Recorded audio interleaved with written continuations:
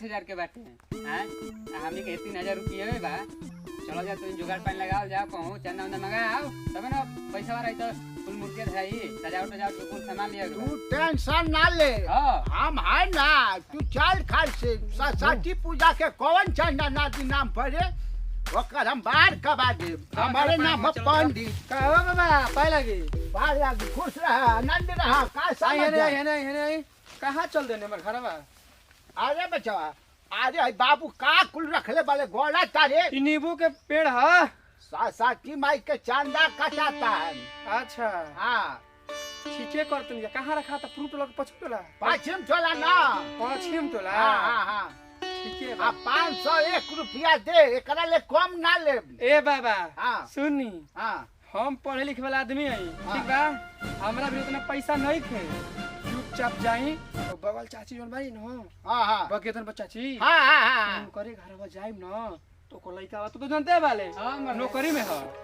अच्छा तू पढ़निहार हवे ना तोरा से ज्यादा लेवे के बच्चे के पढ़निहार लइका के कुल काम है सब ए बाबा देखा था कोचिंग करे के पैसे नहीं मिला मतलब फीस देवे के तुम कैसे पैसा दे दी हां ठीक बा ओ दिन आके नाच गा देब हम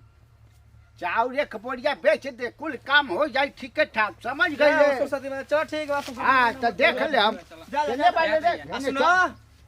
जा तर ना हां संकेती से जी है जा का बात बा रे का बात बा बगेदन में बड़ा हरामी ही है हरामी हां तो मतलब चंदा दे में हरामी शर्मी से कम मतलब हमने तो चंदा लेवे के बा ठीक है बजा जा जा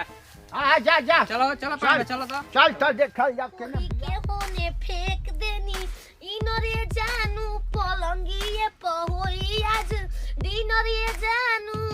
पिल प्रेम रोस गोरी कोरवा में कोस गोरी भगिया तो बेन तो हर जागी जागी जागी चापो धन हो सरदिया ना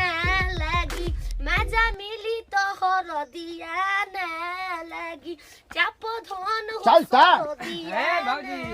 के बा हो बच्चे ए बा क्या हो गया तू ही आलू हम ही हैं ए भौजी खा के आलू अंडा तुम दो ना हमनी के चंदा अंडा हां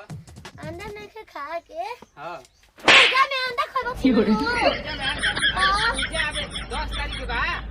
अंडा खाए आज खातो आज खा ले अंडा ऐसे चंदा मांगे के भाई से औनो लंगते घुसाई मूर्ति बनाई रे कैसे बात कर रही है तुम देखो हो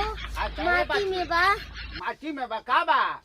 सुनो ऐसे बजावे अलावा हंसो बा ढेर बड़ी चका हम ही बैठो ऐसा हम ही बैठो तोरा काहे का बैठो पूजा करे के है त सरस्वती माई ओ हंस न हो अरे पानी आराम से धंगला चंदा से धंगला दे तो तू हाथ में से एकरे हाथ से ए बचिया 1000 मैं हारो है ये बंगार के अरे हम बच्चे ना है ए कन्या सुना हमारे बात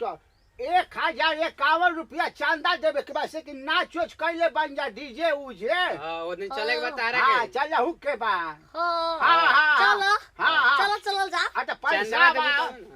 पैसा देही कहां से कमाल बनी हां मन नौकरी लागल बा नौकरी नहीं खेला गल अब भैया का करत न कमा तन बाहरवा जाके काहे इतना उजर में बोला उजर बनी उजर ना रहल तो का रहल करिया रहल तू काहे होसम बोला है काहे हम संभाले पूरे पुरनिया पारे है पारे जी ना जी पारे हां हम मुखिया है मुखिया हां आज त मुखिया रहू त तू हमरा के 5000 दे द आज हमनी के कामे बन जाई 5000 हां 5000 रुक जो हम लिखत दे तो नहीं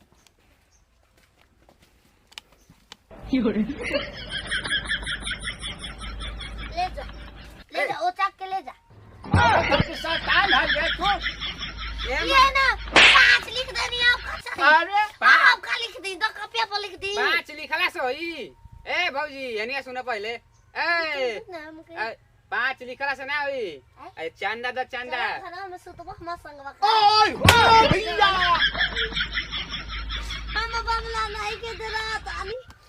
तो डेरात तक ये खाए आइल बनी हमनी के हमनी भूत ने बा घरा में का भूत बा जा देखो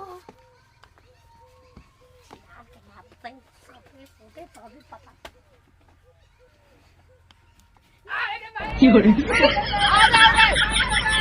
अरे ये का मैं धाना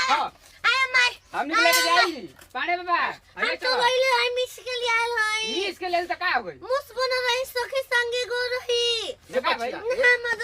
चांदा देबू कि ना देबू भौजी? सुनो हमारा बात सुनो, पहले हमारा बात सुनो। तुम चोरा के लेके आई ना, छोड़ा एकरा के चांदा देबू कि ना देबू ई बताओ। चांदा होगी तब ना साजी के लिए हो चांदा। ए तार आग न कहा भैया। ए मर्द हमरा घर नहीं तो भौजा की कोनी न हां ठीक है अरे जिला परिषद आइल बोल पुलिया के जो निर्माण होता ना हाँ। छोटा चांदा काट ले जा। जिला परिषद है। ये छी ना खुद अमावस में चांदा कट के आधा हो जाए जा जले लो हो अरे जाए। एकरा से का बात कर रही ऊपर का चांदा के बात करे ली। अरे ऊपर के चांदा ना सरस्वती माई के चांदा लागल बा। सरस्वती माई चांदा में है शंकर भगवान के चांदा होला। जिला परिषद के है अरे हो का ई कहा चाली के मुखिया है, मुहिया है, मुहिया। अरे पानी पत्तू है नहीं रा सुनो। ठीक रखो के हम कोई घर के ना हम तारा से बोलो तो खाना खाना निकाल ले चल घर में घुस तो माई के ए मारे तू का करत हो? अरे ना मांग, अरे साला भाग ए भौजी ना मांगल जे इनकरा से चांदा हाँ। और ना तो मार दे डंडा। हाँ। चल भाग रे जा जा। चांदा ले चांदा के पैसा ना देबू ना तो कहूं प्रसाद ना दे जीतियो। बस राधी हम तुरंत जा हम तुरंत कपड़ा पहन के चुरा के लेके आ जाए। हम धनवा लेके जातो हो लाख रुपया के बाद बताओ मुंह चुरा के